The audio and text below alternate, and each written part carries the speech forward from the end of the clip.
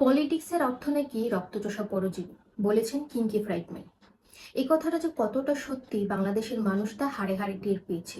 শুধুমাত্র এই 16 বছরে নয়, তারও অনেক আগে থেকেই এই রক্তচোষা পরজীবীরা বাংলাদেশের মানুষদের রক্ত চুষে যাচ্ছিল। যাকে এখন আসি বর্তমান প্রসঙ্গে। বাংলায় একটা কথা আছে, অতিবার বেরোনা ঝড়ে পড়ে যাবে।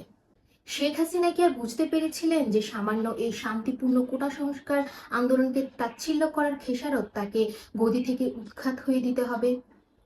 আর যারা এখনো পুরনো সরকারকে সমর্থন করে যাচ্ছেন এবং বলছেন যে এরকম স্বাধীনতা আপনারা চাননি, তো আপনাদের কাছে আমার বিনীত অনুরোধ, এই স্বাধীনতা যদি আপনাদের না পোষায় তাহলে আপনারা দয়া করে বাংলাদেশ ত্যাগ করতে পারেন। আর যদি দেশ ত্যাগ করতে না পারেন তাহলে বরং আপনারা আয়নাঘরে চলে যেতে পারেন, সেটাই আপনাদের জন্য ভালো হবে।